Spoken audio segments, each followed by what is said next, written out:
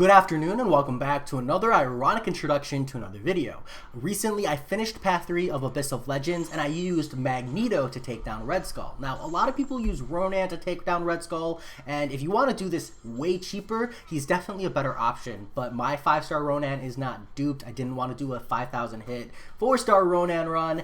Personally, I don't like cheesing fights. Even if the fight is incredibly frustrating, unless I feel like it's completely rigged, I'd rather find like an actual response to it beyond cheesing, just because personally I want to have that experience. Now if I had to do this fight like 10 times, I might reconsider, but considering I only have to do this fight here, I wanted to try it with Magneto, knowing he's a really good option. So what I'm doing here is I am building up prowesses, and then I'm going to build up to a special 3. While you're building up prowesses, you want to bait special ones from Red Skull, and you can heavy counter the special one. Just be careful, as you saw, if you don't do the spacing right, you will get hit and it will stun you. It makes for a bad time. Once you've built up your prowesses, you want to push Red Skull to just barely 2 bars of power. If you're just like a little bit off, he's gonna have 3 bars and it's gonna be a bad time. So just barely push him to a special 2, and then you want to launch your special 3. That's gonna place all the bleeds on him and they will tick for extra damage from the 25% fury you'll get. Something that's important to note here is that you can't launch the special 3 and push him into a special 2. I did try that because it's a lot more safe, it's way more secure. The issue with that is that the bleed damage is reduced because this Red Skull has, I think it's 90% reduced damage when he's got less than 1 bar of power, 50% reduced damage if he's got less than 2 bars, and he's got plus 25% vulnerability, or the attacker gets plus 25% attack when he's over 2. So when you fight him, you need to use a champion who can keep him over 2 bars of power and then get that damage off. Really good options are Aegon, Nick Fury, Doom, and Magneto, because they all have the ability to drop a really big damage over time effect on Red Skull when he's over 2 bars.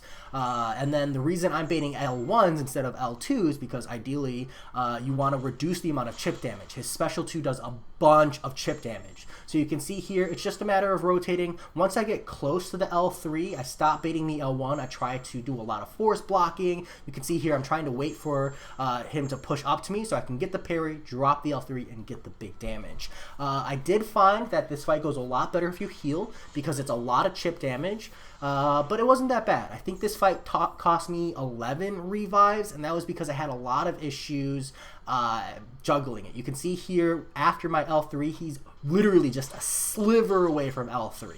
So you got to be careful because that L3 will one-shot you. You don't have to worry too much about the hit counter. You don't have to worry too much about stacking your prowesses or doubling them up until you're close to L3. So just a single hit is fine. Don't be afraid to throw mediums and lights to help push him to the power threshold and charge your heavy to duplicate your prowesses in the meantime.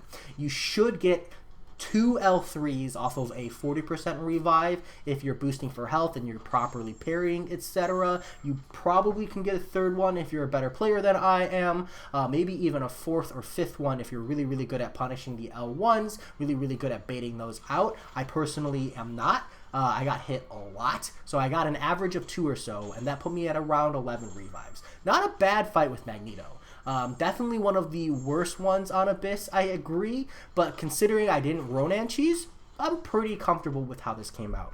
As always, I hope you enjoyed. Let me know if I missed something or you have insight beyond this. If you use someone other than Magneto and it cost you less than 11 revives, or you were getting more than 10%, let me know, because maybe I'll jump in with someone else. I just didn't perform super great with Magneto, and that might be because this is the performance threshold for Magneto, or it's more likely I'm just bad. But as always, I hope you enjoyed it, and I'll talk to you all later.